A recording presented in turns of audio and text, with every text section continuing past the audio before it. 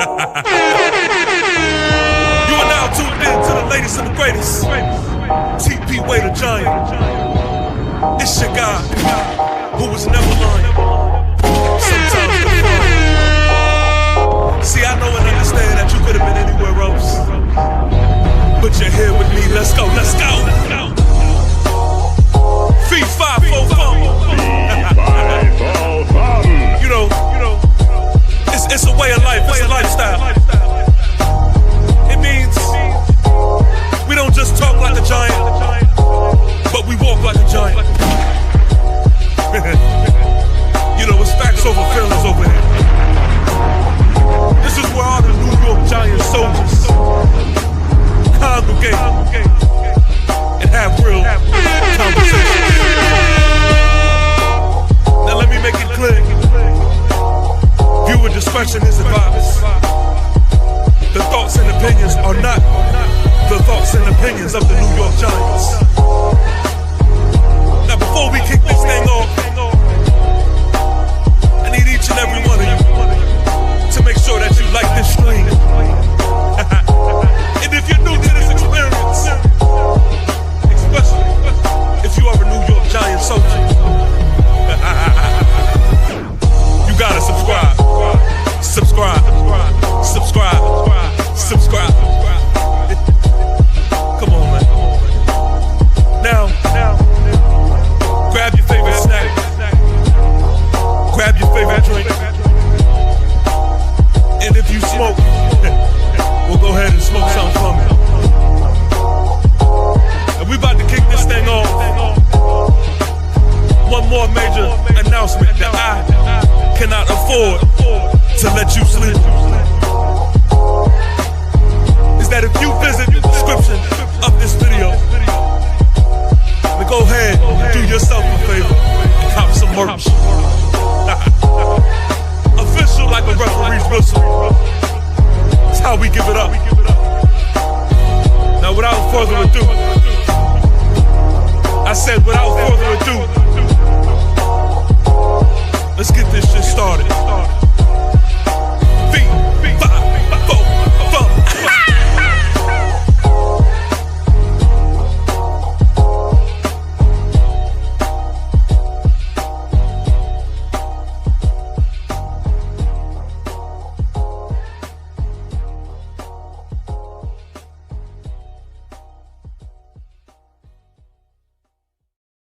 Mic check, mic check, mic check, mic check. Ladies and gentlemen, it's your guy who was never lying, sometimes defiant, TP Way the Giant. They already getting started in the chat. I can see what type of stream this is going to be.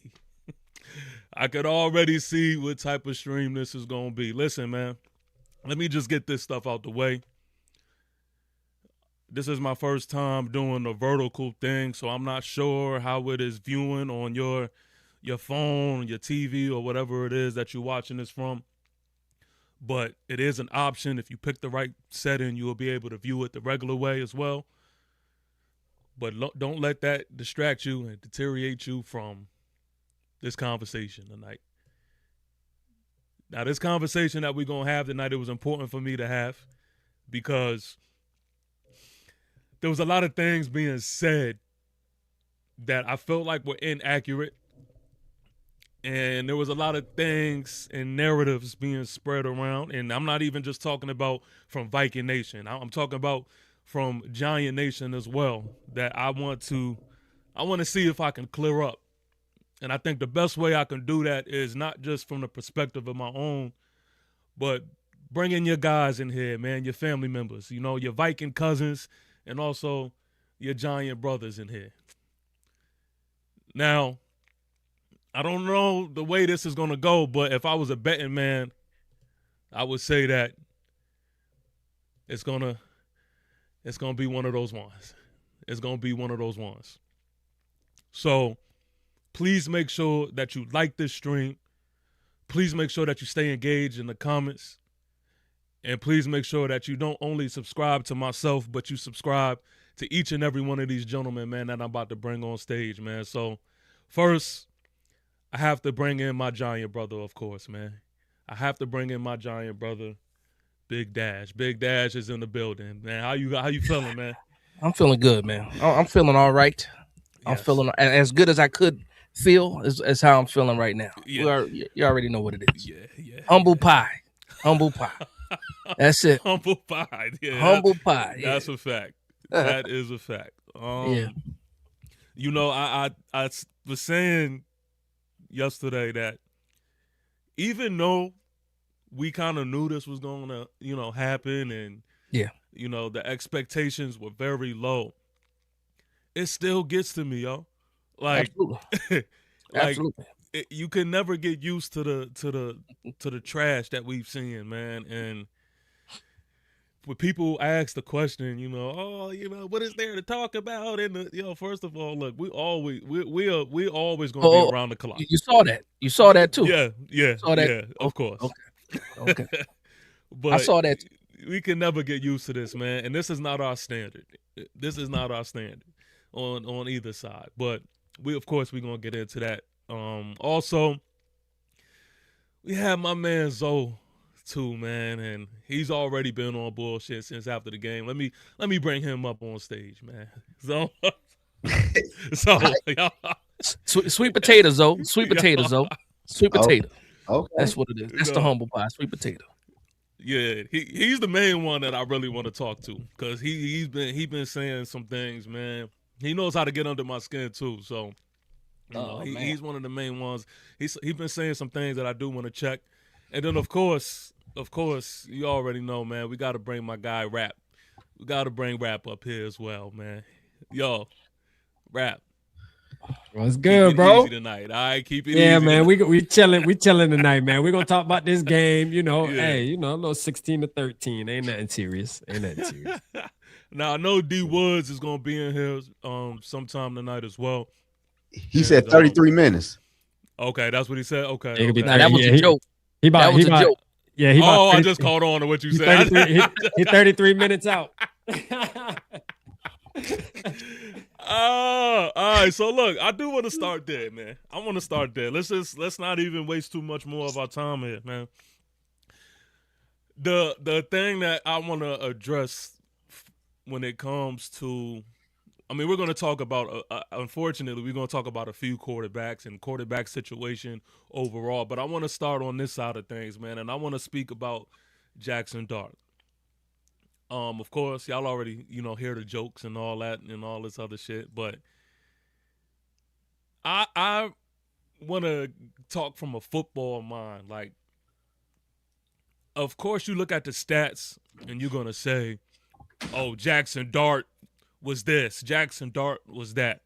But if you watch the game and you seen what was going on, in my humble opinion, it wasn't a Jackson Dart thing to me.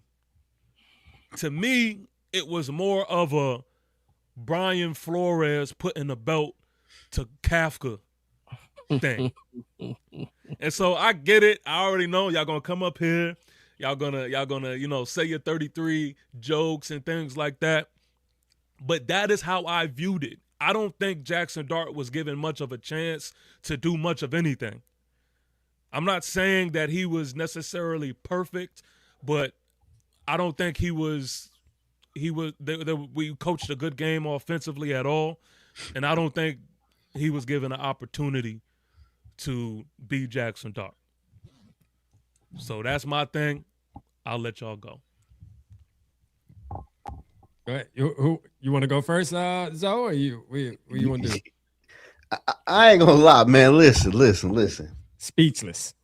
I understand where you come. The play calling was horrible. I'm not gonna lie to you. And I'm gonna say this: my defense is good, but they ain't that damn good, and we are missing people. I'm gonna keep it a buck, but I also gotta say this: 60 minutes, 4 quarters, with 33 yards, bro, is beyond me. With an INT, that's crazy.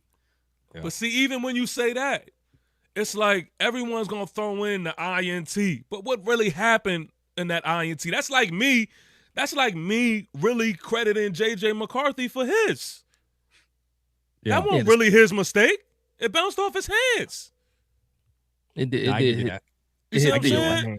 But if you just looking at the stats, you're gonna be like, oh, he did this. But if you watch the game, you know Theo Johnson hit him right in the head. Like you can't. Why behind him though? Oh shit! All right, I see what we're gonna do. Say, no, I'm talking shit. I'm talking shit. Keep it a buck, man. No, Brian Flores not only had my quarterback in the blender, he had my damn coach in the blender. Fact. I've never seen Kafka look so scared in my life. Yeah, that's your OC though. But interim head coach. Yeah, he was an OC. Yeah. Now he's an interim head coach. But the whole point is he was in the blender. Jackson Dart was in the blender. The offensive line was in the blender. They didn't know where people was coming from. And it was a Brian Flores special that everybody knew he can draw those things up. Free runners, corner blitzes, safeties. We saw it. And again, that didn't surprise me at all. What I wanted to do was I was hoping that my coach had enough balls to actually let the kid play and try to duel it out, and he didn't. He wanted to run the ball, run, third and long, pass, no good, and then it is what it is after that. So I'm upset with my own coach, but I got to give credit to Brian Flores. Because he did exactly what we thought he was going to do. Yeah, I haven't seen, like, I'm beyond, like, on a serious note, all BS aside, right? Like, watching that game, I don't know if I've ever seen a team like the New York Giants did yesterday that actually felt like y'all wanted to lose. Like y'all went into it with intentions to let's not mess up this draft stock, bruh. Like we got to keep it because you guys ran the ball at one point, I think 14 times in a row, I believe. Damn. Yo, that shit is ridiculous, bro. Yeah, was it 14? Y'all know what I'm talking about. I don't know the number. I don't know the number, but it's kind of high, but it might have been up there. I could see like 8 times in a row, but 14. Yeah, and maybe it was 8 because I was about to say 8. It was 8. I mean, because I was hearing numbers earlier during the show. I was watching the show and they were talking about the game and they were touching on like how many times in a row consecutively that they made Jackson Dart hand the ball off. And I don't know, man. It's almost like they were trying to protect Jackson Dart. They didn't. It was either they were trying to protect him from getting injured because they knew we were going to come flying in, or they didn't want to make him look bad and throw interceptions and stuff because the defense and Brian Flores would confuse him. So there was definitely something there, but I feel like they held him back, man. They should. He had 5 passing attempts in the first half. In the first half. Come on, yo. So that's why I say I wouldn't be surprised. I wouldn't be surprised, Dash, if they ran it 14 times. I think that we gotta double check that number and see what that number is. I know it's up there. Absolutely. Real quick, let me get to this super chat right here, man. Giant salute the purple soda. He says, appreciate the content, but y'all was clowning. Well, we gonna talk about it. We gonna talk about it. Yeah, we gonna talk about it because one of the things that I seen too was like people talking about, PGB was right or no, like, and I'm like, yo, we not gonna do that. Like, no, like, PGB, I think what's that? You talking about purple and gold ball? Okay. Yeah. Okay. Like, and I went back to listen too, so I'm well equipped. I went back to listen to the stream just so I could make sure I was on top of what everybody said. But yeah, I think it was unfortunate that I was expecting to see more of a duel, on both quarterbacks, man. And I just feel like we were stripped from that, man. And I'm gonna also say this. I mean, when we talk about JJ McCarthy, right? Mm-hmm. I have a few opinions about this, but I'm gonna start off on a positive. I'm going to say that JJ McCarthy didn't necessarily wow me, right? But I'm not taking anything away from him because I don't think that he needed to. I think he just did his job and he did it well. Mm-hmm. I'm not going to be one of those guys that's going to come up here and act like the receivers weren't holding him back when he was in the game. Because like I always say, I'm a receiver guy, and I absolutely hate the drops that I was just seeing from a football mind. Like, I was loving it because we're going against y'all, of course, right? But it's still cringy when I'm watching the receivers continuously drop the ball over and over and over again. Mm-hmm. So I think JJ McCarthy was looking good in the time that he was in. Yeah. I mean, that touchdown, the one that stood out the most, obviously, was that touchdown from Jordan Addison, where I mean, JJ off the back foot. I mean, that would have been a highlight play right there. If that would have happened, the conversation about JJ's performance would have been different just off of that one play alone. If Addison could have came down with that. I mean, he actually came down with it too, which was crazy. Like he had it, and then I guess the defender, I don't know what defender that was, but he was flat. He got his hand in there. He got his hand in there last second, you know. So and that kind of, as Vikings fans, we saw that, and this has been an issue. Not just yesterday. I mean, this has been an issue the whole season. I feel like, even with one of the greatest in Justin Jefferson, where they just dropping passes this year, man. Everybody is forgetting how to catch the football. Jalen Naylor, same thing that you said, TP, was we can't really put that interception on JJ McCarthy either, because I just watched the play before we got on the show. Man, that ball hit him right here. I mean, he had it's almost like his hands clapped at the ball, like the timing was wrong, and he clapped the ball, you know, and it just is nasty work, man, you know. But hey, these young quarterbacks, you know, like Dart and JJ McCarthy, your receivers, especially these veterans, you have to help your young quarterback out and make those plays, man. I mean, there's just no excuse for that, man. You're getting paid the big bucks to do that. But see, also what we were speaking to before the game was, you see the difference between the talent that surrounded J.J. McCarthy as well versus the talent that surrounded Dart. Mm-hmm. Now, it was really simple. Like, y'all were doing the same things over and over and over again, and it was up to our defense to stop it. And I seen just the repetitiveness, and that was what was frustrating for me, is because there wasn't a deep bag that KOC was necessarily getting into, but to his defense, he didn't have to. You've seen the drag routes with Jay Jettas.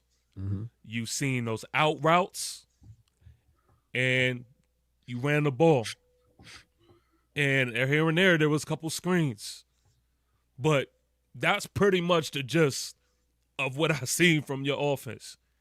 And over and over again, I mean, the receivers, when they did catch the ball, they were able to come and make the plays. Yeah, I think we did a good job at getting to the quarterback for a lot of the game, a lot of parts of the game. But that brings me into this point too, is I hear Giant fans saying, "Oh, Giants defense, oh they were good."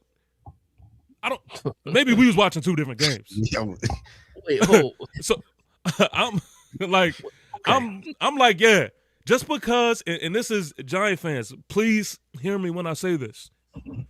Just because they were better, which is not saying much, and some of the results of plays were in our favor, it does not mean that it was good. It was damn sure better. It was damn sure better than we've been. Yeah, for sure. It was better. Because Dexter Lawrence actually had a game where he got pressure on the quarterback. He got 6 pressures. We ain't seen that all year. Yeah. You got Abdul Carter for the second week in a row, tackles for losses, 2 strips. You know, got himself a sack. He's looking like the guy we wanted to draft. And then Brian Burns also got 2 sacks on the game too. So, and then you got guys getting interceptions, got called back though. But I'm saying, so this was the best. Paulson Adebo finally showed up. We've been waiting. It's a lot of guys that we were waiting to show up that showed up in this game. But again, it can't be fool's gold. I mean, it could be fool's gold. You know what I mean? Because we've been waiting to see this. And obviously you're going against J.J. McCarthy, and then also you're going against Max Brosma. Yeah. And it's like, how much can I really take back with me saying, okay, yeah, the defense looked like they might have turned the corner. Also, it's week 17 or week 16. So let me ask you this: when you say Paulson Adebo stepped up, are you mainly referring to his interception? No. Also he had a pass breakup. Also got in there with some tackling too. I'm just saying any sign of life, because it was flat lines for the whole year. Yeah. No beeps. No little. Nah, it was flat lines, and we finally saw something from him and Javon Holland. Even though that interception got called back, the pick 6. Yeah, we finally saw something from these guys. So I'll take that. But again, we're talking about 2 teams that on the outside looking in, you know, looking at 2026. That's a fact. Now, 16 points should have won us that game, though. Giving up 16 points, Giants should have put up 20. But we didn't. Like if anybody was to tell me, pull up an example of what a tanking job looks like, I'm pulling up this game. Like to me, that's what it looked like. Yeah. But anyway, I do wanna let's take it here. Let's take it here. I've been listening to y'all talk about the quarterback situation and all of that, and don't talk about the Dart is better than McCarthy thing no more, and y'all start poking out your chest, whatever this and that, and I just don't see how y'all took that away from that game. Go ahead. I just think, our quarterback situation is still a lot better than y'all's. I don't know about that. How was it not? I'm gonna be real with you. I'm gonna be 100% honest with you, bro. I like what I see out of Dart at times, but I don't think Dart is like that franchise quarterback. You gonna say, well, why you say that about JJ? JJ McCarthy, I feel like is athletic, like Dart is. They both athletic quarterbacks. I just feel like JJ got more ump in him compared to Dart. And Dart, he got more of the it factor to me. And the problem with JJ McCarthy, you're gonna go back to it been the play calling with JJ since day one. And when KOC finally learned the play calling, JJ McCarthy turns the corner. Now I would give you this. JJ seemed like a little frail to me now. Like, I'm gonna keep it a buck. Yeah. This motherfucker, he get hit. He might not be able to survive a tackle now. Right. So we got to look at that. But overall, though, I'm not 100% sold on Dart. Even though you could say you don't have wide receivers and weapons, but you still can complete passes and make something look like a little something. I seen a little bit of nothing. Are you basing that off of just this game or throughout all year? Like, he's so flashy though, but I watched Dart in college, bro. Ole Miss, he wasn't like. Okay, but I'm talking about since he's been a New York Giant, he's shown more of that for us than he has than JJ has for y'all. That go to play calling, bro. That's what I'm telling you. Brian Dable let Dart beat Dart. JJ McCarthy, KLC was trying to change JJ McCarthy. Brian Dable didn't change Dart. He had a lot of run plays at the quarterback spot for Dart because that's what he's good at. KLC tried to turn JJ McCarthy into Kirk Cousins in year 2 with no playoff, with no NFL experience. You can't do that with a young quarterback. But I get what you're going to say, and you're going to be right. But at the end of the day, the play calling, it would doom JJ McCarthy with the Minnesota Vikings. Yeah, pretty much like when it comes to JJ McCarthy, we could have seen a lot more of what we've been seeing in the past couple of weeks. We could have been seeing this from the beginning if the coach didn't hold him back and go about the whole development process the wrong way. He went about it the wrong way, and he came out and pretty much admitted it, so it is what it is. He came out and said he should have, we call it dumb it down, but whatever you call it, it definitely worked. It seemed like it was working out. The context of that is the defenses we've been playing the past couple of weeks have been at the bottom. You talking about Washington, you talking about what's the other game he went crazy? Cowboys, they trashed too. And this is somebody who Dart gold bars that y'all play twice. Y'all play these teams twice. So my question would be, what has Dart looked like against those same trash defenses? Because I don't know. Maybe y'all know. Have y'all played the Cowboys yet? Y'all got we played them once. That was Russ though. Russ played against the Cowboys. That was a good game too. Yeah, I remember that game. That was like that high scoring game. Let me do this super chat real quick, man. Shout out to Coach Ward. Giant salute to Coach Ward. I see you. He says, let's compare Dart's film to JJ's film. Mm-hmm. Guaranteed JJ's whole college film is him handing the ball off to a running back and throwing a few passes to his stud tight ends. That's cap. But TP, I will say this though. For Vikings fans to say, well, everybody, they say JJ McCarthy throw the football too hard. I watched JJ in college throw the football to Roman Wilson, Loveland, and everybody else at Michigan for 3 years, whatever the case might be. They caught every fucking pass. Yeah. So people talking about he need to put a touch on it, like. But see, I'm not with all of that. See, that's why, because Giants fans do that shit too. I've been hearing the Viking fans talk about the ball placement where JJ could have had. Cut that bullshit out. Yeah. They should have called it point blank. Period. I don't know where that came from. Like I hate when they do that. In the hands, yeah. Yeah, like come on, man. Hold these receivers accountable. For some reason, the quarterback gets so much blame for shit like they literally cannot control. Like the receivers' job, it's like they want the receivers get paid millions, and they want the quarterback to walk and hand the ball to him and put it right in his chest. It's like, bro, you have to be able to make plays, brother. You getting $40 million a year. I don't get that. Like I seen Dart. He threw like a little floater, but it ended up getting broken up though. But if he put more zip on it, probably would been connected though. But I'm glad you said that. I'm just saying, at the end of the day, like you want it hard, you want it like when you a receiver, the ball catch your hand, you catch that bitch. So all this shit talking about he throwing the ball too hard, like man. I want to say this too, man, about the 33 yards because I know we're gonna get there at some point in time, right? There was 2 passes. I went back, watched the tape. There was 2 passes, two passes alone that probably would have got him to almost 200 yards in that game. It was one of the one you just talked about, Wan'Dale Robinson, because if he would have threw that ball in stride, Wan'Dale Robinson probably goes for a touchdown, and that's probably 50 plus. And then the one that Darius Slayton dropped a little bit of over route, if he takes that, he's gone. And just those 2 plays alone get you there. But I'm not going to give him credit for that because, again, you're talking about drops. One was on Slayton, and that one you said that he floated. I got issues with Dart when it comes to him floating passes because it becomes a trend now that he doesn't set his feet. He want to fall back and throw lobs up, and you see it doesn't work out all the time. But I can't debate the 33. The 33 is awful. That is bad. What we talking about here? That's bad. What we talking about here? Hey, D Woods, when you gonna get home and comfortable? I want you home and comfortable. Hey, What's y'all going know on? I'm on a 3 hours difference, y'all. Y'all know it's too early for me. It's Oh, only 4 okay, o'clock okay, over okay. here. Where you at? Where you at? He in Cali. I'm in California. What part of California? I know that part, but what part of I'm still California? at work. But I got San Bernardino right now. Well, technically right now I'm working, so I'm in Hooper Valley. Okay. Nah, I lived in California. That's why I was asking. But I got a bone to pick with you, Dash.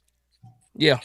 I got a bone to pick with you, Dash, because you dropped the little repurpose with my boy Purple Bars when you was talking about, comparing JJ to Superman and shit like that, right? I didn't edit a thing. I didn't edit a thing. You repurpose when you take the video, yeah, but whatever, right? So, wait. What's up with Dart? What's up with Dart, my man? What's up with Dart, my man? I'm just saying, he got outplayed by 2 quarterbacks. He got outplayed by 2 quarterbacks. I'm just saying, bro. He got outplayed by both of them. I ain't think about it that way, y'all, but he did kind of. Yeah, Max he had Brosnan 59. had more yards than him too. Yeah, Brosnan was 7 for 9. He had 59 yards. He had 59 yards, and your boy only had 33. Yeah, that is nasty work. What we talking about here, man? It's the same year. Second year y'all got on this platform, and y'all talk shit to us the week before, and y'all got your ass kicked again, and y'all come back with the same shit. I'm gonna let him. I'm gonna let him say all this bullshit that he's saying. I'm just saying, man. Like, no. You see, my boy rapping, so they want to be nice, but I'm at work, so I ain't got time. I got digging y'all real quick and get out. I'm just saying. Well, who's ass got kicked? Energy last week. Who's ass got kicked? No, matter of fact, the energy was the same. Again. The energy was the same because we didn't say we was going to win. 33. We didn't say we was going to win. We didn't say we was going to win. And nobody told your boy Purple and Gold Bars to jump out the window the way he jumped out the window. He jumped out the window and said that Superman shit. Come on. Hey, D Woods. All you got to do is say go, and we can really have a conversation. Yeah. All you have to do is say go. All right, cool. Say no more. I was waiting for Superman to show up. And I saw Clark Kent the whole damn time. Hey, thank you. And then I can be nice too because if it wasn't for Abdul Carter's dumbass, your quarterback would have threw a 100-yard interception. So what we talking about? What we talking about? Hey, I'm gonna tell you like this, my uncle told me this when I was a kid. My uncle said, if was the 5th, we all be drunk. So we don't believe in that world if over here, man. Yeah, y'all keep I know. saying if this, if that. If your quarterback was better, they might have won. I didn't know Superman could break his hand, though. I didn't know that.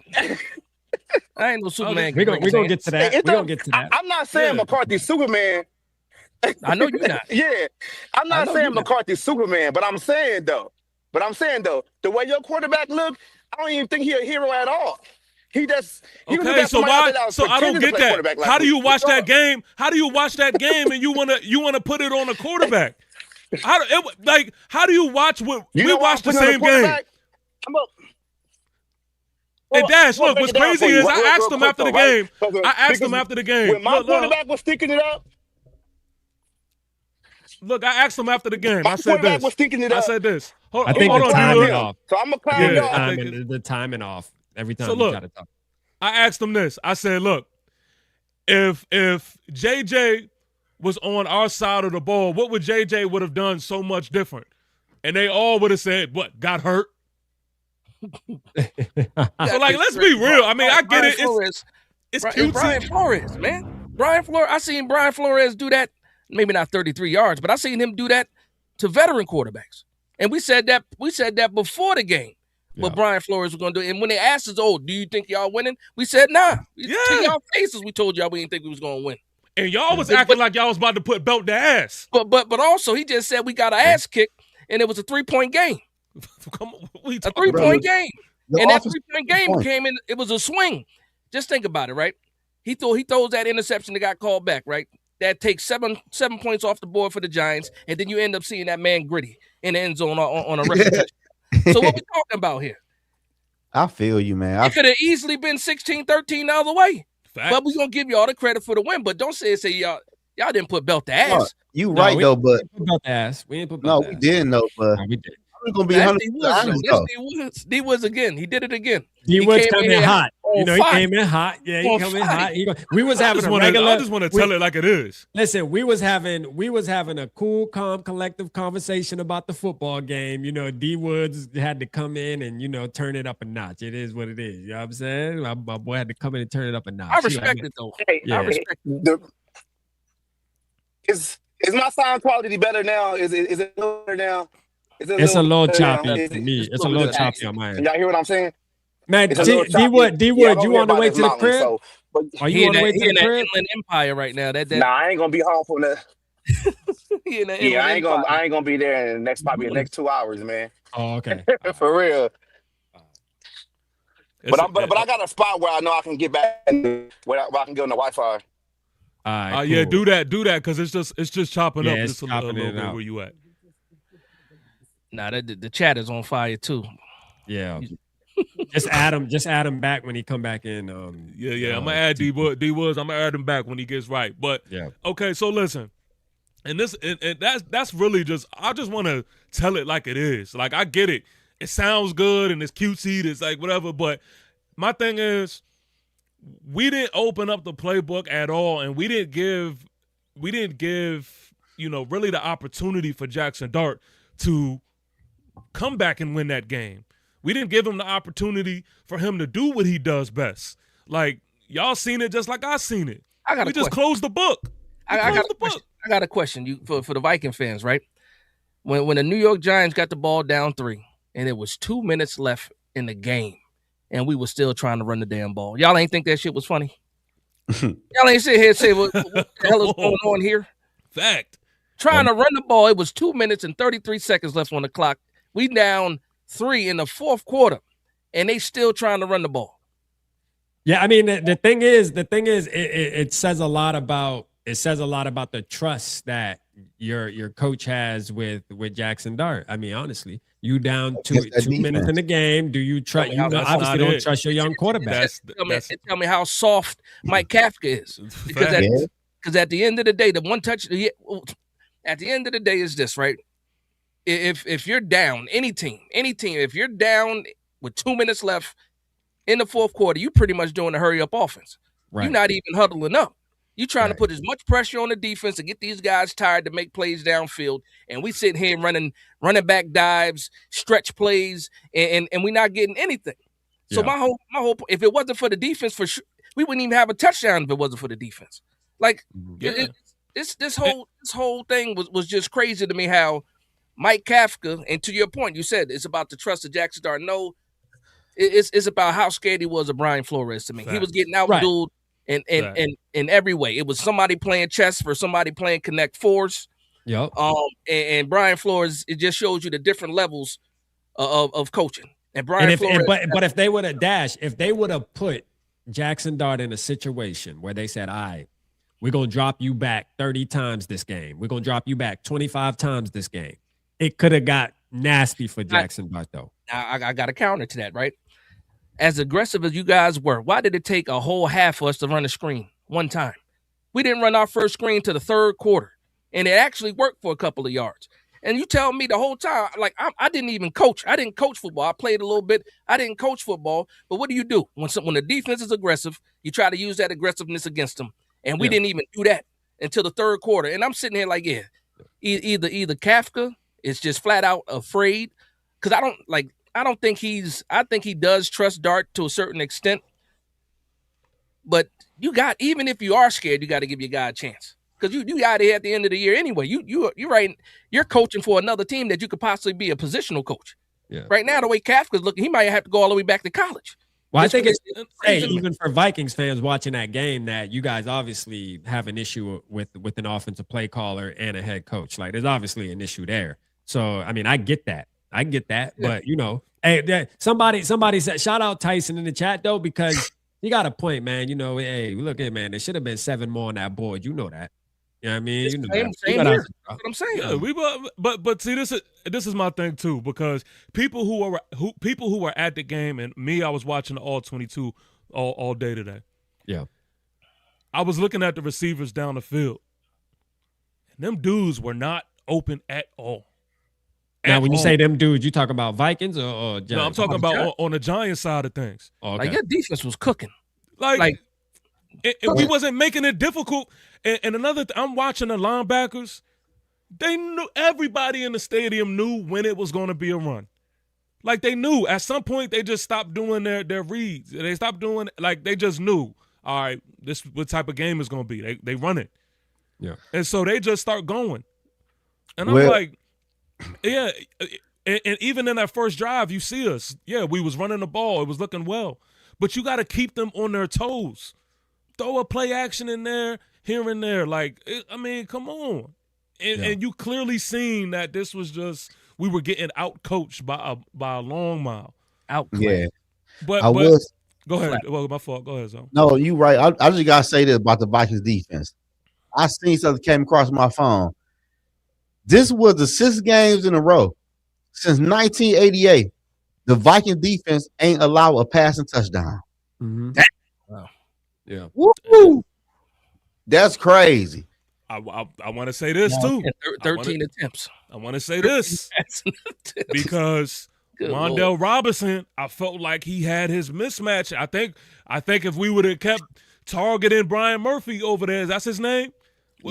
Brian Murphy. We would have kept targeting him when Wan'Dale was over there. We would have had something because we had a couple of passes. I don't think so. Yeah, well, the pass interference says otherwise. That's the best route runner that we have on this team. But I'm gonna tell you, having trouble. Murphy is not the one you want to. He ain't the one you want to target though. I didn't see that. I didn't see that yesterday. Okay. Is what I'm saying. Right. It's only 13 attempts though. How many he get? You saw an interception from Murphy too. You saw an interception. Yeah, off a tip pass. It is what it is. Off a tip pass. No, but CTP. I'm not crediting defenses for that.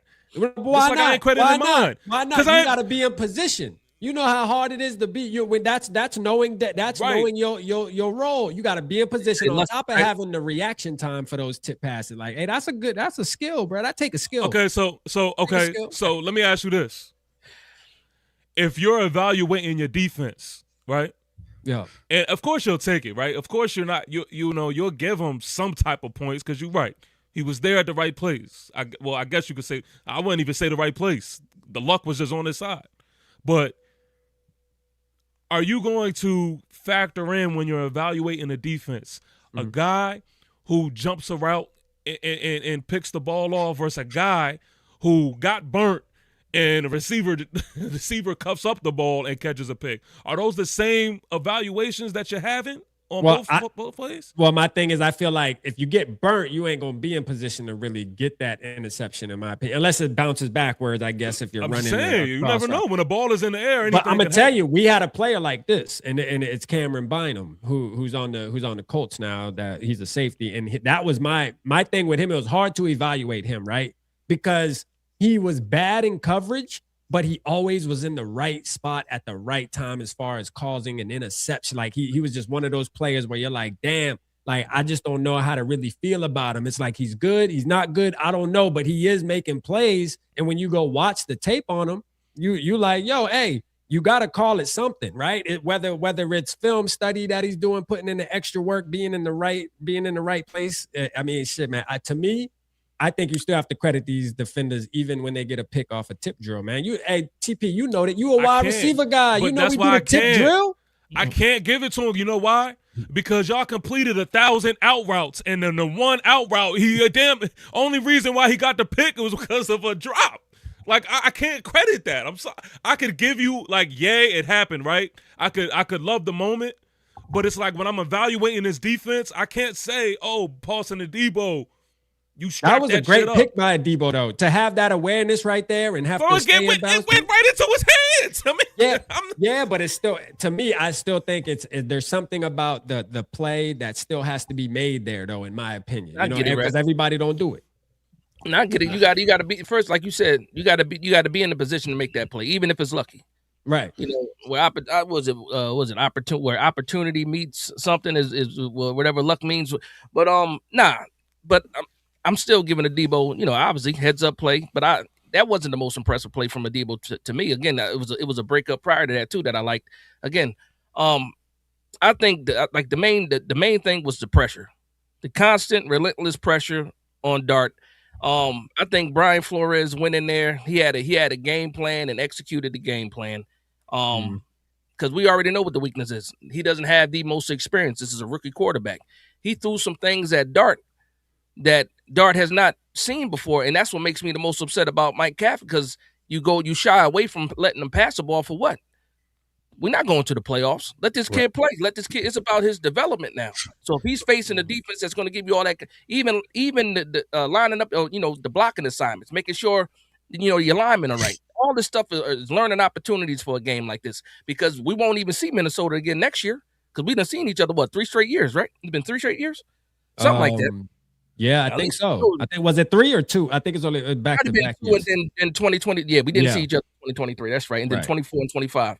Yeah, but you're not going to see this level of defense, because not every DC calls a game the way that Brian Flores does. So we just losing out on opportunities, losing out on development, just because you want to be scared and now we were successful running the ball. I didn't think we were going to be that successful running the ball. Tyrone Tracy had some runs. Devin Singletary looked pretty good too, so I was happy with that. But you got to be able to mix things up, man. You can't just be scared of the pressure. You can't be scared of the free runners. Let your quarterback, because now what? He got to look at the tape now and see what he did wrong, and then diagnose him. When he could have did that in real time, they got pressure off the corner. But if it was another situation where you were passing the ball, you might have been able to identify it the next time it happened. Yeah, we lost out on things like that. So I want to give you first off, I want to give you guys credit for winning the game for sure. The defense was fantastic, pretty much like we thought it was going to be. I want to get to y'all offense, though. Yeah, we can get to it. Now, outside of the drop that Jordan Addison had, Jetta's to me, what did Jettas even end up with? Did he have 95? I think. Yeah. I'll tell you, he was held away from 100 yards again, right? Yeah, six receptions for 85. And then half of that was on Flat. Then when Flat went out in what, the third quarter, TP? Or was it right at the second quarter? I forget. I can't let y'all say that, second man. Or third. No. I'm not making excuses for the D. I'm not saying he was cooking backups. I'm not going to say that. Okay. I just want to make sure now you ain't trying to insinuate that. Hold on, first of all. Okay. I want to make sure, because the way you said it came off as if. I'm just trying to say he should have did more. He should have did more, but it's not like, obviously, again, Max Brosmer in the second half the whole time. Max Brosmer. But y'all told me Brosmer was better than Jackson Dart too, though. I mean, hey, 7 for 9. Hey, look, hold up. Hold on, who said that? Yards. Better day. 7 for 9, 52 yards. I mean, I'm just saying. He said he had a better day. Said he had a better day. I'm just saying. But see, this is the part. This is the part where I'm calling bullshit, right? Because I could give you an edge, but I ain't gonna give you a mile. Y'all keep talking. Y'all keep talking all of this, just like, oh. You think it was 30-13, right? Yeah, come on. The way y'all trying to dress it up. Oh, both quarterbacks outplayed Dart. First of all, listen. Back though. This is the thing, and that's what I'm saying. If you only gonna look at the quarterbacks for the responsible for every single thing, then that's only offense. So this is my thing. And this is another reason why Giant fans, they kill me with this whole, the Giants defense, they were playing really good. The fuck was we watching? What y'all was watching? Because especially that second half, Aaron Jones was doing what he wanted. Yep. He was doing what he wanted. And y'all know how that goes. When you start to push the run and you having success in the run game, it opens up everything else. Mm-hmm. And so it was hard for anybody, for us defensively, to do anything because we couldn't stop the run at all. And then you throw in the fact that we got trash, garbage ass Deontay Banks in there who don't want to tackle shit. That was really bad. But that was man, your boy, that ain't my boy. That ain't my boy. That was your boy, though. Nah. A long time ago. A long time ago. Nah, that ain't my boy. So look, though. I got to ask y'all the question where everybody really dying to know. Everybody want me to ask y'all this question. Are y'all drafting the quarterback with that number 1 pick or not? No, hold on. Let me ask you this. Do y'all want to trade up to draft y'all a quarterback? Because our quarterback situation is a lot better than y'all's. Let's really talk about it. Okay, but I can't ask the question. No, because I know where you're going. You say I don't trust that you're innocent. You innocently asking this. I don't trust it. I think you set me up for something. For real. Everybody know that though. Everybody should know we're not drafting. Bob was just on K-Fan talking about it in New York, man. You know, they need something to talk about. They need something to talk about. That's something. So that's cap. It's absolute cap.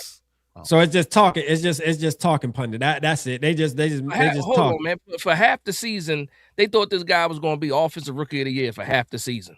Hold on, wait. Who the fuck thought that? Yo, so the same people that told you that we drafting a quarterback. No. I'm asking, are y'all? No, we not drafting a quarterback. I'm saying, you saying who said that we was drafting? The same people that you watched that said that the New York Giants are drafting a quarterback is the same people that said that Jackson Dart was offensive rookie of the year, possibly the offensive rookie in the beginning of the season. Your Colin Cowherd said it. It's the Stephen Smith said it. Your freaking Acho would say, and now they flip-flopping because they got nothing else to talk about except for what the Bears did in y'all Division 2.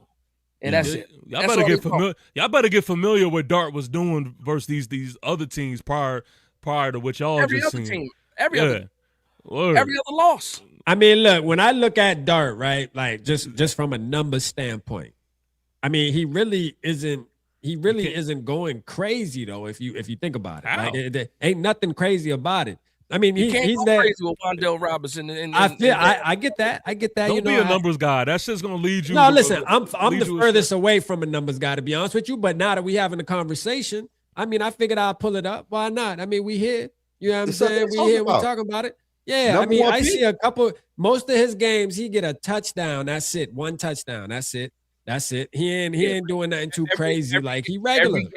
Every game, though, he had one touchdown in the air. He had one on the ground. Yeah, y'all. I hate when y'all look at stats and y'all just want to negate the fact that the rushing touchdowns is there. No, because you know what? Hey, people be doing that with JJ too, because JJ do be getting that. Yeah. Well, speaking of JJ, but let's talk about JJ because you want to know what? We talk about these touchdowns. You do know that there's been no quarterback ever in the first 8 games that has had more touchdowns combined than JJ McCarthy, right? Y'all know that, right? Y'all know that. No, they don't know that. Y'all do know that JJ has broke. Oh no, JJ scores a lot of touchdowns, bro. Like when you're talking about on the ground and in the air, JJ McCarthy through his first 8 games from any quarterback, he has the most touchdowns. Why should that shit matter to me? Well, it just shows you that. Why do y'all do that? You know what I noticed y'all do? Y'all know what y'all noticed? Y'all like to separate games. The first 8 games, the last 3 games. Y'all do that shit all the time. I heard y'all do that shit last stream. It's who just gives a fuck about that, bro? It's just a statistic. That's it. Nothing to talk about. I'm just throwing it out there, bro. But unless it's a playoff game, our boy know how to score touchdowns. That's all I'm saying. But who has more touchdowns as far as Dart and JJ of the season? It might be close. It might be close, to be real. I don't want to hear about close. Who has more? Let's see. How many rushing touchdowns? How many rushing touchdowns Dart got? So Dart has. No, I ain't gonna lie. Dart got 7 rushing touchdowns. So no, you. All right. So grand opening, grand closing it. We can move on. What I really want to do is I want to talk about your quarterback a little bit. For some reason, y'all don't want to talk about him. Can we? I'm down to talk about him. I'm down to talk. I think we should have an honest conversation about him tonight. I think we should have an honest conversation. Yeah. So we'll start it off. What's your Zoe asked me. Zoe asked me. He asked me, do I want to get a quarterback with the number 1 pick? Well, I'm gonna ask y'all. Do y'all want to give up some compensation, and what are y'all willing to get for that number 1 pick? Because y'all need a quarterback. I say no. Well, what are y'all going to do? Y'all got to do something. Okay, let me go before Rap go. I would say no. The Vikings need to sign a veteran quarterback, and they also need to draft a young quarterback so KOC can try to develop him. Because at this point, I do not trust JJ McCarthy being healthy for a full season next year. That's a difference. All that shit gonna do is derail the KLC and the Minnesota Vikings for longer and longer. Fuck that. You draft another quarterback, try to get him together, and put some pressure on JJ McCarthy ass, but you also had a veteran in the building. So you get to pick your poison.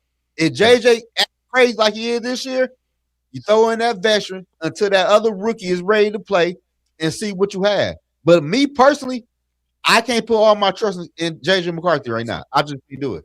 So I don't think you guys can do that though, because once you get somebody else in the building and then you move on from McCarthy, you can't go back to McCarthy after that. No. I'm not saying he's gonna start over JJ. You're saying draft like a late round pick. So what are you talking about? A development. It could be whatever. Just a young quarterback. It just could be a young quarterback that you are drafting, you're going to develop. But JJ is your guy. He's going to go into next season at quarterback number 1, the veteran number 2, and the rookie number 3 until you can coach that rookie up, depending on what happens with JJ. So my thing, I have to respectfully, I disagree with that way. My way would be more, first of all, you already got the young quarterback and Max Brosmer in the building. Now, Max Brosmer didn't look good his first game, but based off of what we saw yesterday, now it was up against the Giants' defense. But still, yet he looked a little more comfortable. He did look a little more comfortable. And with that being said, Zoe and fellas, it's the chances of him playing these next 2 games are probably high because we about to get to the injury with JJ McCarthy. So I'm also gonna wait and see what that looks like. Because if Max Brosmer does come out here and we ain't asking him to be no world beater, but if he comes out here and he looks better than what he did, then okay, boom, you got your backup right there. JJ McCarthy has to be number 1 in my opinion, but I'm not against going and getting a veteran. I do agree with you with that. So a veteran has to hit the building. A veteran. Okay, before y'all go, Rap, what you say about Max Brosmer? I'm cool with that. He's still a young quarterback. I'm cool with just bring in somebody else, develop him, and let's see what happens. I think a veteran needs to. I think it needs to be Max Brosmer, JJ McCarthy, and a real veteran, in my opinion. Russ gonna be free. Y'all want Russ? I was just about to say the same shit. Free of charge. Free of charge. He free. Hey, Rap. I might take a look at your boy though, Rap. I ain't gonna lie. Who's it? Your boy Trey Lance. Who what I seen in the preseason, even though it was preseason. He looked pretty good with Harbaugh. I had never seen Trey Lance look like that before. You'll take Trey Lance over Russ? I would, because he's younger. You never know what he got you never know what he got. I would. You make a move like that. Listen, y'all. Everybody throw Russ' name out here. Man, listen. The past 5 years, it's been proven. Russ ain't winning you shit. I don't care. Why would you want y'all need a veteran to win y'all games. That's what y'all looking for. But this is the thing. We don't want a veteran just to say we got a veteran. Like, shit, if we don't get a veteran, we want to make sure he can win. So just give me a veteran quarterback who's on your mind that can that has a 400-yard game under their belt. Joe Flacco. Oh, Jacoby Brissett, Joe Flacco. These are the type of guys that we talking about. Guys that have proven that they can go out there and win. They want a backup quarterback. Now, but it's to your point that you said. Zoe said he can't trust McCarthy, so you do need somebody that has won some games in the league.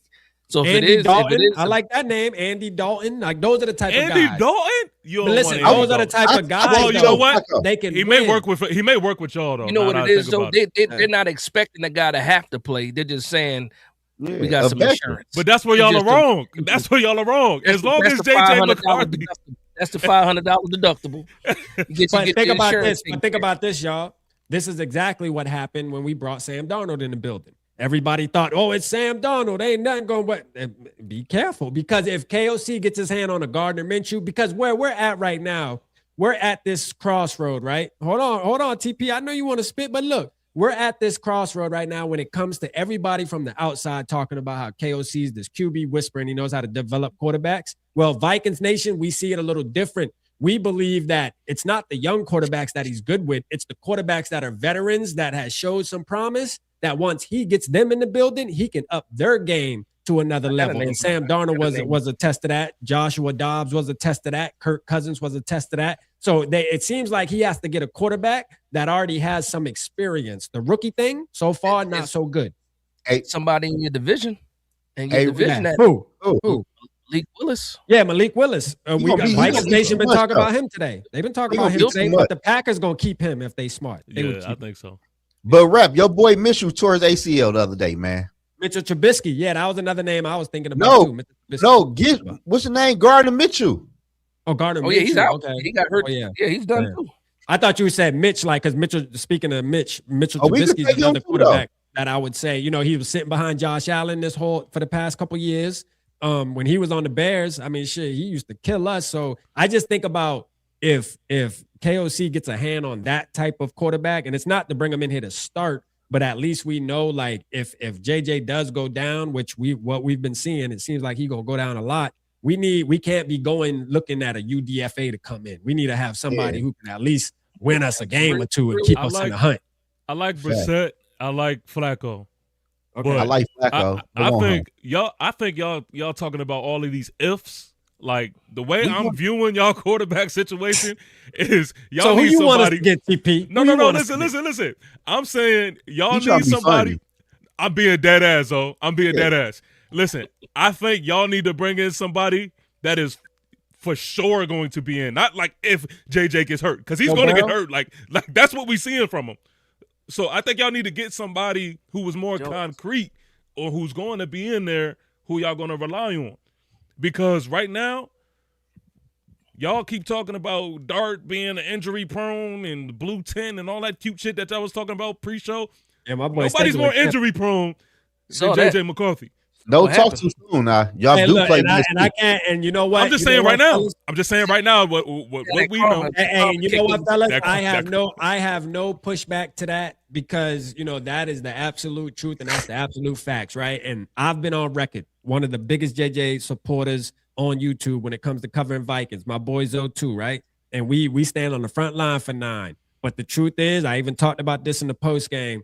Anything if he does not play these next 2 games, it's going to be an interesting offseason, because we've seen the last of JJ McCarthy now, and now when you go into the offseason, you're gonna be wondering, did we see enough? And not just the fans, did Kwesi and KOC see enough? Are they comfortable to say 2026, being that they don't have any playoff victories, they going on their 5th year? All right, you really haven't done anything. Are you willing to go into 2026 with JJ McCarthy after what you saw this year and say, yes, this is where I'm putting my chips in the middle of the table on? I just don't know if that's the case. I think we are going to be aggressive. I think we will. Now, these next 2 games are crucial, but now he hurt. Yeah, I got a question though for you. Same subject, right? I'll keep it on topic. If this was, like a lot of people say, this is JJ's rookie season because he was hurt all of his rookie season. Yeah. Do you feel that plays a part in this, because it's not really his rookie season, that you feel like, okay, this is year 2, he was hurt all year. I love that. This is his rookie year, and then now he's shown that he's been getting banged and nicked up all this season. Is it that, or if this was really like his first year playing, Great do you question. even feel the same way? Yeah. Great question. I don't know if you want to go now, Rap, or what. You can go ahead, Zoe. I would say yes. Last year, missing the whole season. Then this year, you had a head injury, an ankle injury, a wrist, a elbow, a rib. It's always something, bro. Like, I'm to the point, like, JJ, my guy, but damn, bro, enough is enough. You already missed all the last year. You got to suck it up and get back out there. Yeah. But damn, do I trust you next year? Because next year, to me, you are on a thin fucking line. You can't leave a fucking game for no fucking. I don't give a fuck. You got to go to the bathroom. You better play every offensive snap next year, bro. Because you done missed more games than you done played, and we going into year 3. Yeah, and you know, to double back off that too is you got to think about it. The whole point of getting JJ McCarthy was to be on this rookie scale contract. All right. This was the game plan. Hey, let's get a rookie quarterback. We got these years that we can use and build the team. Well, he already missed one. All right. Now, that's not to say he even would have played last year because Sam Darnold was playing amazing. And at the reality is Sam Darnold had the job going into the season regardless, even with JJ McCarthy, because they felt like Sam Darnold gave us the best chance to win. Now, that's not to say JJ couldn't have beat him out at some point. But the way it looked, I don't think so. Sam Darnold was keeping that job regardless, right? But he wasn't able to really get the reps. And I thought it was a benefit in a way. I thought, you know, hey, he's sitting back. He's able to learn the verbiage. He's able to learn, you know, watch film, get with his teammates, and have the conversations at least. But nothing equals up to them real reps. We see that now. Like, that you can't talk about the speed of the game. You got to be out there and go and play it. You know what I'm saying? Like, now you do got the Jordan Loves of the world that sit for 4 years, but these guys are also practicing every day too. JJ didn't have that luxury. And now this year, you got all these injuries. What this is doing is it keeps setting back his development. Every time he gets hurt, it sets him back again, sets him back again, sets him back again. Now that you have this history of him getting injured, whether it's the concussion, the knee, you know, the whatever it is, man, the ankle, it's like, bro, going into 2026, do you really want to bank on that? Man, I think you need to bring in a veteran. That's coming from somebody who thinks JJ is going to be the franchise quarterback. But the reality is, man, availability. You know that y'all know the saying, man. Availability is the best ability. The best ability, yeah. So my thing is too. I agree with a lot of what y'all saying because I just don't like titling it like he is a rookie. And I'm not saying that y'all are doing that, but I think like Viking fans, they kind of look at JJ McCarthy like, oh, he's still a rookie. But I think what strips him away from that is, like you said with J Love, those mental reps are still reps. Yeah. You know what I mean? And I think they account for something. And you know, maybe that did hurt his, the development process and all these other things, but I still think like you want to see, you know, your quarterback at the end of the day who's going into his second year, you want to just have more of a confidence level than, you know, I believe that what y'all would have now. You know what I mean? Right. And you know, I want to throw this out there too. Somebody said in the chat earlier, what y'all think about Cam Newton? Fuck no. Come on, man. Come on. Look, to me, honestly, like me, I would take him as a backup just because I think it would be entertaining and it would bring fans and attention coming from a content creator standpoint. I would take him, right? From a business standpoint, because at the end of the day, all four of us up here, at the end of the day, we run a business. Where even though we have fun doing it and we doing content for our teams, but I know if Cam Newton comes here, man, you want to talk about the videos? Shit, man, it's going to be fun. Because he gonna make it interesting. I don't think he fits anything that y'all got. I don't want to see him play. Yeah, I might not want to see him play, but shit, at the end of the day, if he a backup, but he doesn't want to be a backup, man. You know Cam Newton, he think he can change a franchise, man. Yeah. He trying to be the face of the franchise. I respect him for that. Cam is that guy, though. I respect Cam for that. Yeah. But only reason I would say Joe Flacco, because Joe Flacco can help develop JJ McCarthy and Max Brosmer. Clearly, Kelsey don't know what the fuck he doing with the young quarterback. Maybe Joe Flacco can. I got to look at what Joe Flacco did with the Shadors of the world and stuff like that. I don't know if which he wasn't there enough, but still, I got to look at the history of. See, because my thing is, I don't think players should have the responsibility to develop other players. I think that's what the coaches get paid big bucks for. That's why you want to know why Green Bay quarterbacks develop? It isn't because Aaron Rodgers taught Jordan Love or Brett Favre taught Aaron Rodgers. It's because they quarterback coach, man. They've had the same close-knit people that have been working behind the scenes to get these quarterbacks up to par. You can't always put that responsibility, just because it's an old quarterback, a veteran quarterback, we're gonna bring him in and put the responsibility on him to now develop our young quarterback. No, that's the job, that's the coach's job, man. And that boy we sent to Jacksonville that we had last year with Sam Darnold, Udrick or something like that.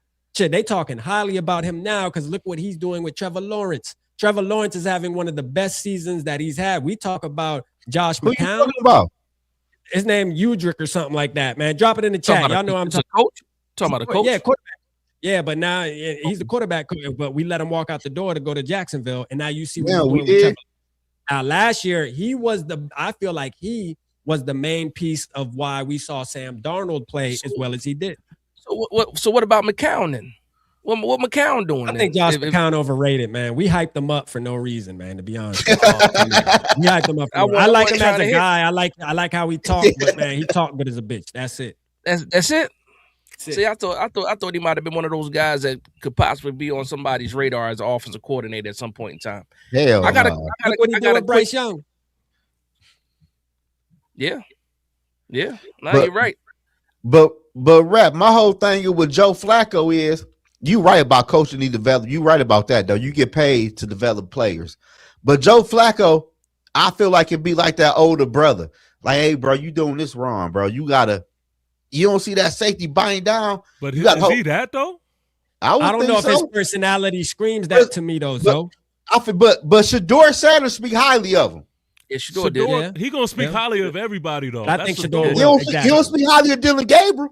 Yeah, he don't, because we know what that is. I'm just saying. You say he speak highly on everybody, but he don't speak negatively about him. Which he really can. He don't speak negatively. Like the way he treats his teammates is in a certain respect. He's not gonna feed the media that stuff. You know what I mean? But still, though, man, listen, man. Joe Flacco, 50 years old. He know his fucking role. Yeah. No, for Dash. I know you had a question. No, I had a quick sidebar because I got to get out of here. Oh yeah. And this is for the Giants and the whole Jackson Dart trade situation. It's really simple. We're in a good position when it comes to Jackson Dart and possibly having this first overall pick for two reasons. Either Jackson Dart is the guy or he's not the guy.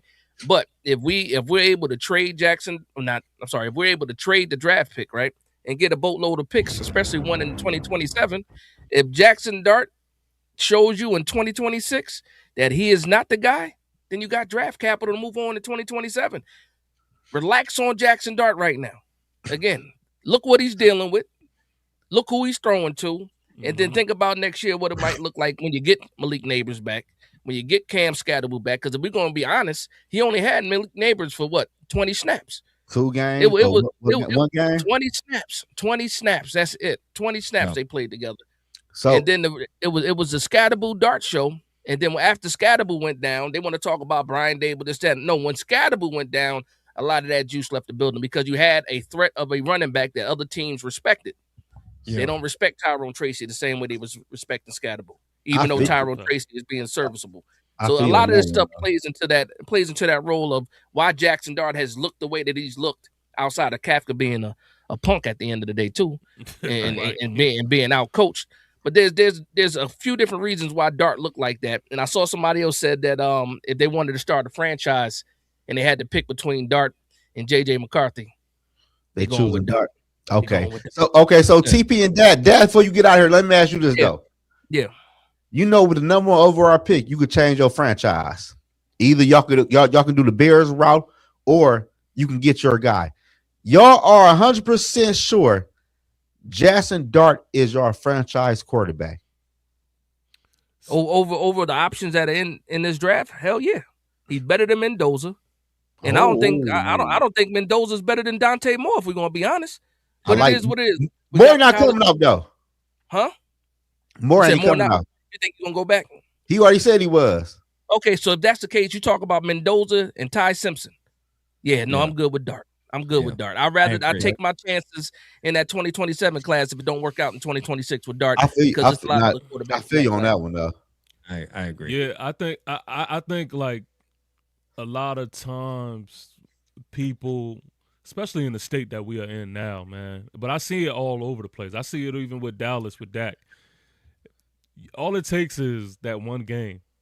You know what I mean? And they're going to forget about all of the good things that you've done earlier in the year. Mhm. and I'm just not reactionary like that. And there's just so much. I can't even. Y'all seen it, but there's so much other holes in this team, man, that you got to address. Shit, linebackers. Yeah, a little bit of offensive line. Offensive line. I put it this way, right? Yeah. We our GM put us in such a deep hole with bad drafting that normally a good team would already have replacements in the building. Right. Yeah. Right now we got players like Flat. Like again, we're not even talking about top of the line guys. We got Flat, we got Daniel Bellinger, we got Micah McFadden, we got Jermaine Illuminor. These guys are all going to be free agents. Wandale Robinson going to be a free agent. All these guys are going to be free agents, right?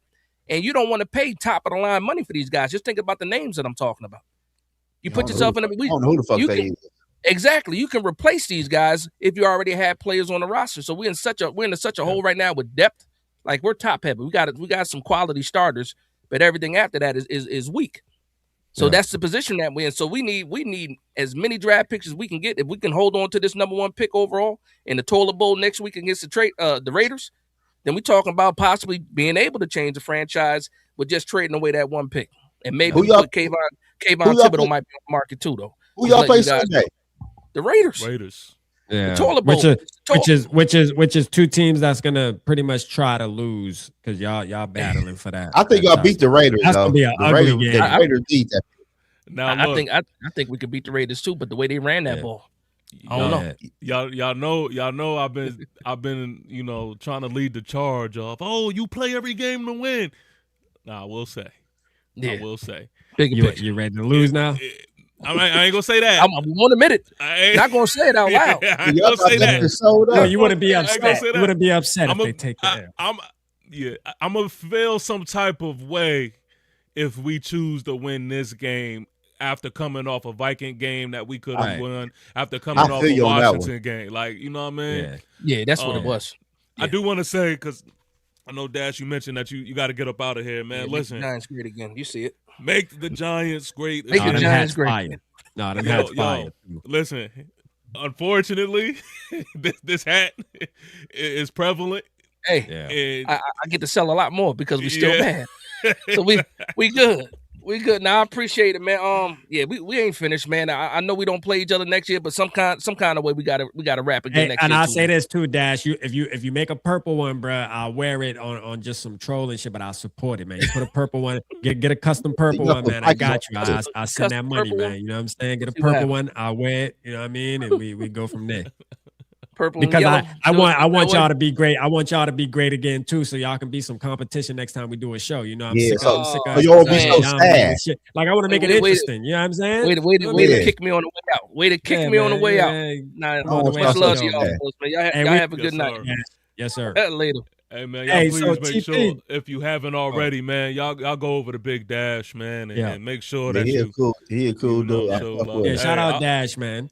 TP, real quick though, I do want to say, I'm actually proud of how I evaluated Jackson Dart going into the season during the offseason, because I had to, come tell you and Juke, because y'all wanted Shador, and I tried to tell y'all, man, listen, Dart gonna be better than Shador, bro. Hold on, what? Yeah. I was telling TP that. I was telling TP that. No. What? No. What? Because I'm still not. No, I'll say this. Dart. Shador was the best quarterback in that draft class. No, listen. So I'm with you, right? But I will say this. I think Rap was right in the sense that Dart was a lot better than what I expected him to be. Yeah, he more athletic though. Nah, I was ready to jump off the bridge when I found out we got last week. Because I thought he did. Yeah. I thought it was clear cut. I thought we did everything to set up ourselves to get Shador. That's what I thought. And so when we got Dart, I didn't understand it. And I still do believe, to be honest with you, and I just don't really talk about it because Dart is our guy, and that's what it is. Follow your first mind. I still feel like Shedeur is he may have been a better pick for us still. Yeah, man. maybe with y'all's roster and stuff, there's a possibility, he could have been better than what he is on the Browns. But like when you look at Shedeur, a lot of the things that I seen in college, we're seeing now with him with holding the ball too long. I mean, he costing his team. I've been tapped in, man, because I'm a Shedeur supporter too. Like I like Shedeur, bro. I watched every college game, bro. I wouldn't miss a Colorado game, bro. I supported the Sanders, still do to this day, and I want to see him win. But like there were issues that I saw that I'm like, bruh, the NFL, it might be hard. Not saying that he ain't going to be able to overcome it. I think he has to overcome it and stuff like that. But right now we're seeing him just hold the ball too long. Things that just ain't going to work in the NFL, man. But hopefully he overcomes that, man. The Browns, they already talking about trying to go up for Mendoza and stuff. I'm like, man, y'all need to build around. He's doing what he can. Yeah, you know what I mean? He don't got shit over there. And plus, we got to keep it a buck. We got to keep it real. Kevin Stefanski don't want Shedeur to succeed. Yeah. Oh yeah. But I still think I still stand on what I said though. I still believe that Jackson Dart will be a better quarterback when it's all said and done than Shedeur. I mean, that's my opinion. Obviously, nothing's fact about it. I'm just saying that's how I feel. I mean, I feel ain't shit wrong with that though. Shout out to Money Boy Shine in the building. Now look, I do gotta ask y'all about this, man. I do gotta ask y'all about this. I don't know what it is about the Minnesota Viking community and where y'all come up with this shit. Maybe y'all got some sources that I don't know of, right? At first, it was Dexter Lawrence, but as of recently, it's Joe Burr. What's up with that? Like, is that a real thing? Like, what egged that on to be a conversation as, him being a possible, Viking? I think, in my opinion, I think that the reason why it's a conversation is because of the whole KOC thing where he can turn a quarterback into this, that, and the third. But coming from the national pundits, they believe he can fix any quarterback. And then on top of that, obviously a mixture of what we seeing from JJ McCarthy. Like the reality is you have fans like me, Enzo, that support JJ McCarthy. But the reality is the performances haven't been what we expected. Now, it's a process, but you look at even players like Joe Burrow when they came in as rookies, they ain't look nothing like what we've been seeing with JJ McCarthy. You see some of these rookies come in, you can tell that they're good, right? Like, they're going to be special. And JJ McCarthy just really hasn't really hit that yet. You know what I'm saying? Like, he hasn't hit that. We've seen a couple flashes throughout some games. And he's won some big games, but like he hasn't really had that game yet where it's like, damn, that's a top 10 pick right there. You know what I'm saying? So with that being said, on top of the injury, of course Joe Burrow's gonna be linked to the Minnesota Vikings. Of course, that it makes sense, man. That's gonna be a conversation that we're gonna be talking about this whole offseason, TP, man. It's gonna drain us, man, in Vikings community because it is gonna be a conversation. I just seen before we got on here. I seen a little clip with him and his coach, and he don't want to be in Cincy, bro. I don't know if anybody's seen it, but go watch Joe Burrow's mic'd up, man.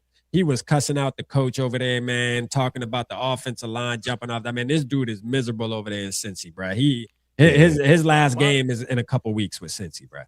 My thing is, though, it's like, I get it, Joe Burrow, it sounds good, but you can't back up an injury-prone quarterback with another injury-prone quarterback. Like, that's just facts. Yeah, that's real. And me personally, I'm not on a Joe B train at all. It don't make sense to me because you giving up draft picks, you giving up young defensive players, and he make too much, any injury prone. Yeah, it's gonna be the same shit in what's going on in Cincinnati. Yeah, your defense can't stop a nosebleed, but you can score some points. Well, I'm trading with Joe B. He get paid too much. I think if we're able to keep Brian Flores, though, it may hide some of the deficiencies because that does give us the upper hand from Cincinnati. There's a difference there. But again, yes, he wants too much money, man. Like, I was talking about this the other night, TP, with somebody in Zoe, where it's like, if you do go after a Joe Burrow, you have to be committing that you're going to win a Super Bowl in 2026. Because after that window pretty much is gonna you're going balls to the wall to try to purchase a Super Bowl in a sense. And I'm not for it, man. I'm with JJ, man. I say we just gotta be patient, bro. Be patient with the process. You nailed that shit. I feel you, Rap. Like it's year one for Super Bowl or everybody gone. Yeah, that's a fact. That's it's a fact. Super Bowl, You make that move. But you make that move. You got to go to the bowl. But their job is on the line too. TP and Zoe. Like that's the thing. Kwesi and Kevin O'Connell. The pressure is building. These guys haven't won anything. These guys haven't won a playoff game. They haven't drafted really good players. You know, the team building experience has been, I mean, shit, mediocre at best. You feel me? So like they got a lot of pressure going into this offseason. It's like, yeah, the fans want to have patience and they want to go through the process, but our clock ticking. The fans gonna be fans forever. Like shit, we might not be here if we don't make the right moves and get to the playoffs and actually win a playoff game. You know what I'm saying? So there's a lot to be talked about in the offseason, man. I'm gonna tell you. Now listen, I'm gonna say this, man, because I see my man Barber in the chat. He's mentioning B-Flow and how there might be a possibility that he's gone. Yeah, I think so. Listen, I respect the fact that every time B-Flow lines up against the Giants, his mission is to put belt to ass. Like that's his mission. I respect because of that incident. Because remember when they text him? Yeah. Yeah, you know that's right. Yeah, text the wrong person. Text the wrong person. He was supposed to text Brian Dable. But girl text the wrong person. But that was before before the interview too, wasn't it? I think that's what the issue was. That was it was before Brian Flores even entered the interview.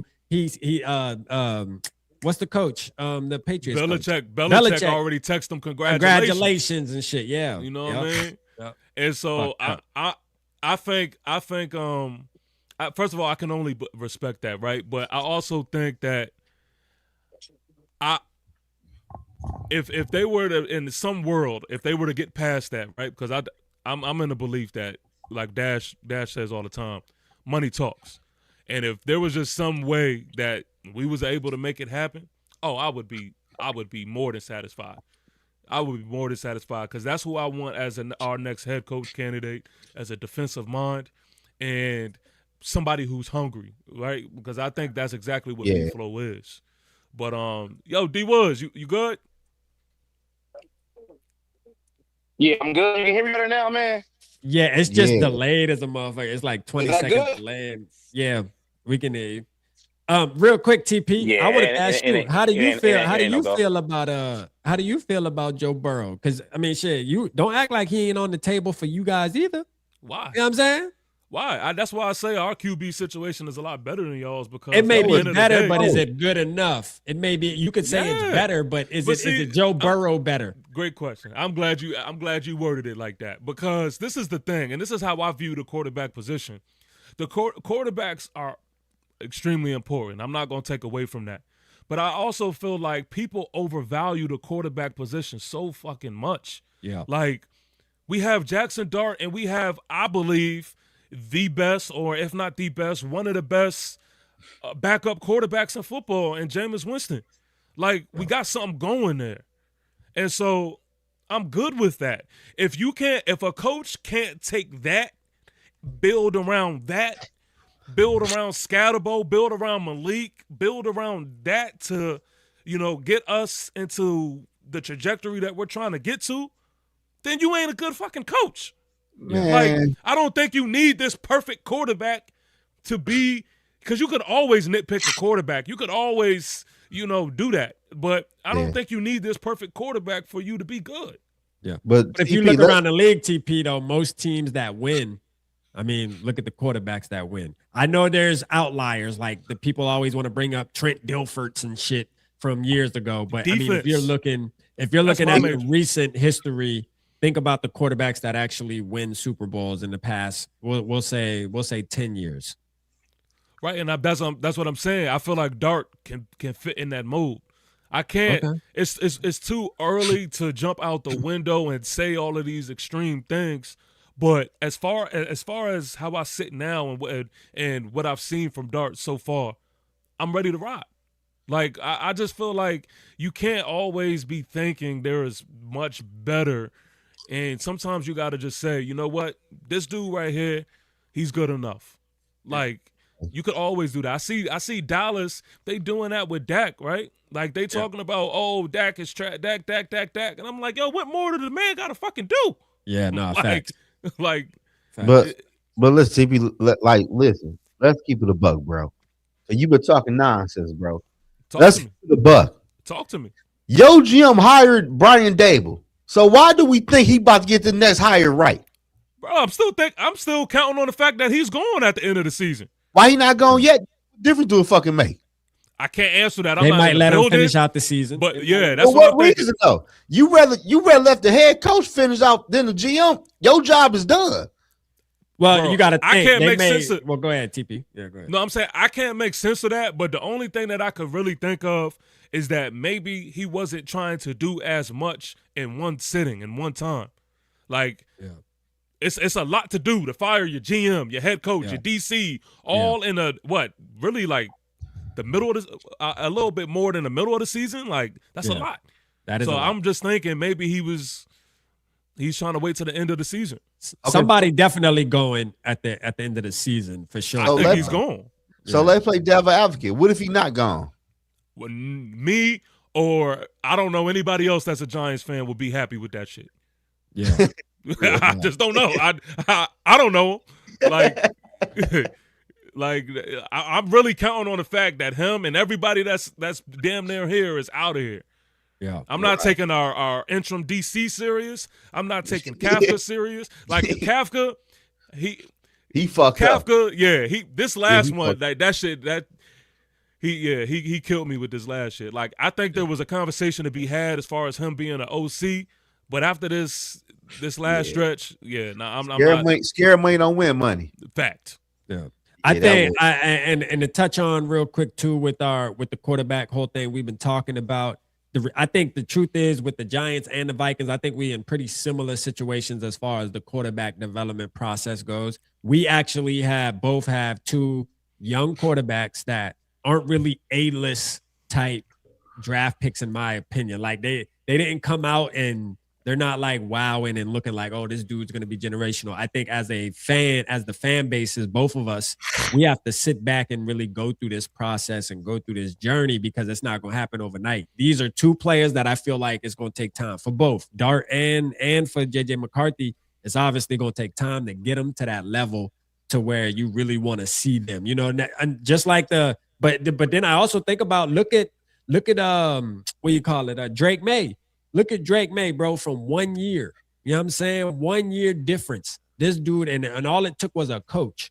All it took was a coach to come in. I mean, obviously, they brought in a bunch of key pieces too, like the Stephon Diggs of the world, and then they had some wide receivers that are stepping up to the plate. But like the real thing is, it could happen in 1 year. But to me, Dart and JJ McCarthy look like quarterbacks that probably year 3, year 4 is when we'll really, and they both, bro, they only 22 years old, both of them. I think Dart's like 6 months younger, if I'm not mistaken. So, it's going to take some time, man. I think it'll take some time, but I think we both in good hands, bro. I'll give you that at least, man. I like Dart. So, I ain't going to dog Dart, man. I think Dart a dog, man. I like him. Listen, this is a prime example as why I think that we've watched 2 different games.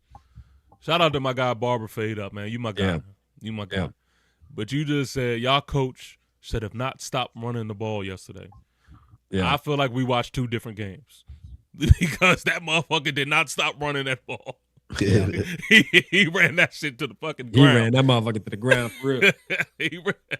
I think at one point they ran 8 times in a row or 14. I forget which one it is. But yeah, they went crazy. But I think I agree, man. I think that neither one of us has seen the best out of our quarterbacks, right? Like, for me personally, I can speak for our side. I'm looking forward to seeing the full puzzle of things, man. Like, again, Malik, man. Malik is a big piece of the puzzle. Yeah, like, and Scatterboo. I think Scatterboo may be a bigger piece. Can we like, what's that conversation like, TP? Because I know you like Malik. I know how you feel about Malik, bro. You stand on business with bro.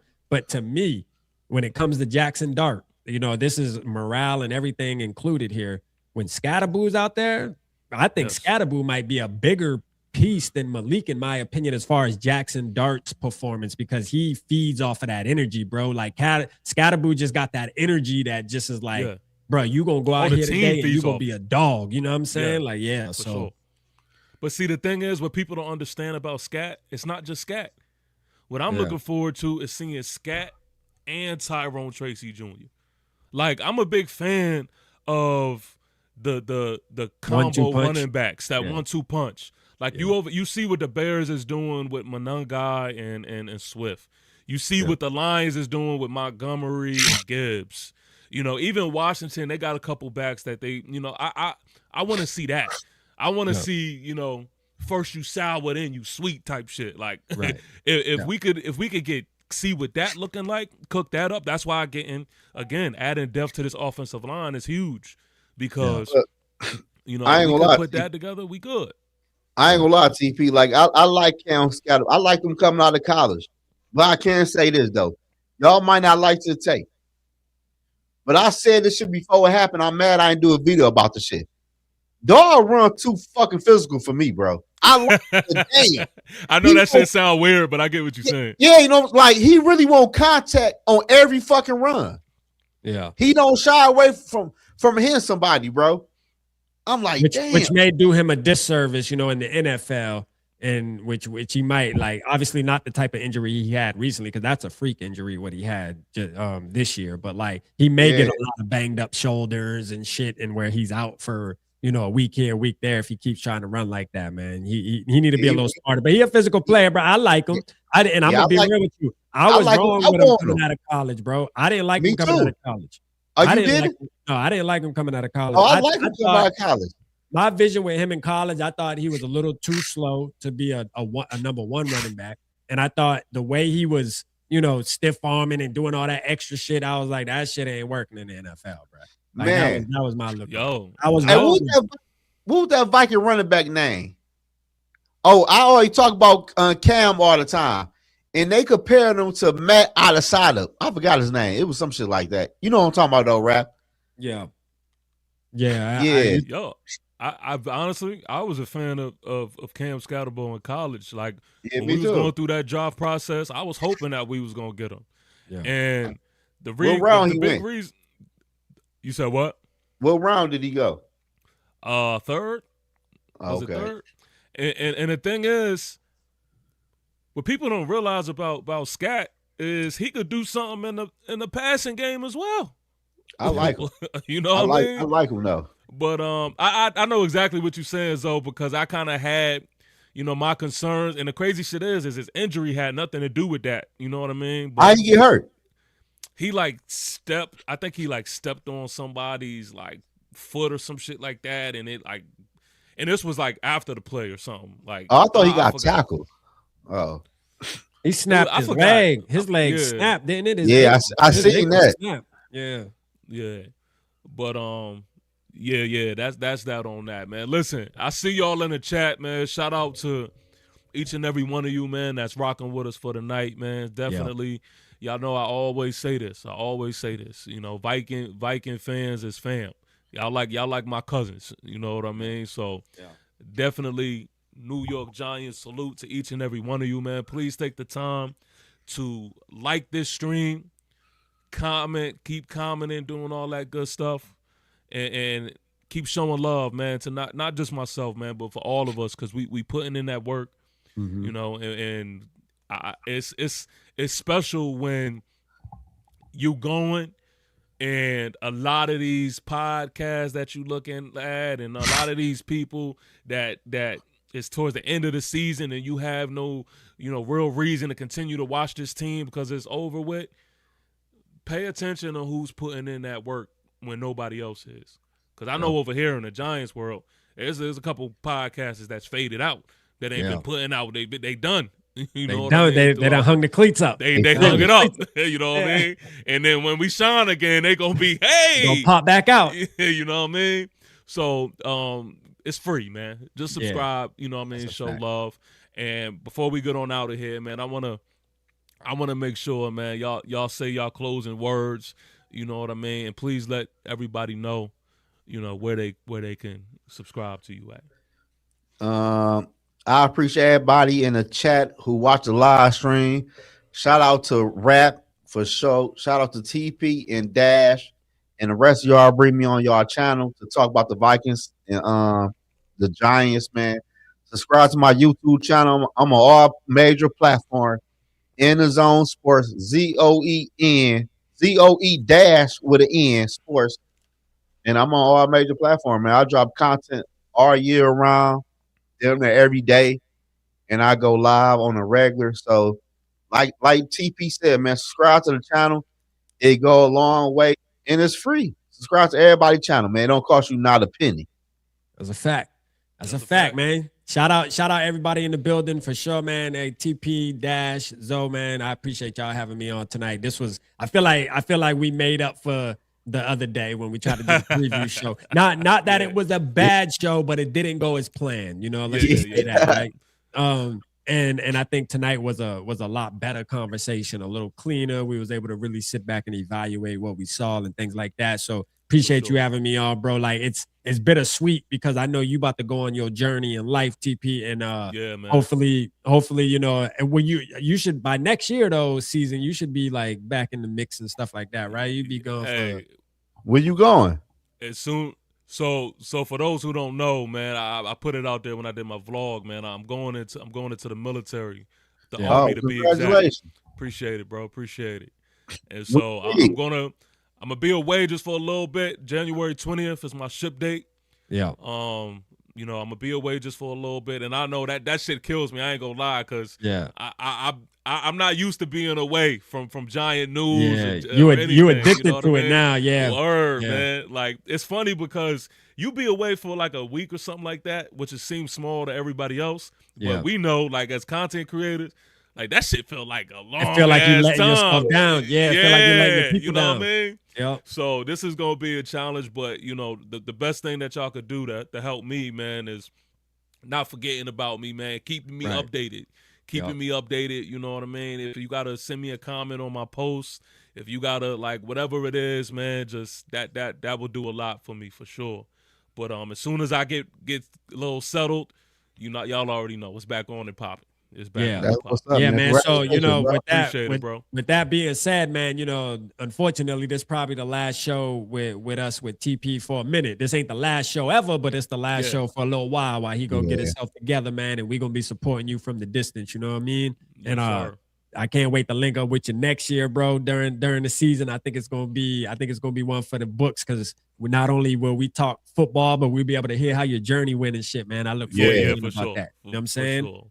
But yeah, man, follow me, Vocal Vike on everything. Real quick, 2TP. This is a shameless plug. I want to make sure that I throw this out there because I've been looking for ways to really give my members something to feel like, you know, not that they're better than any other subscriber on the channel, but, you know, I kind of want to give them something different.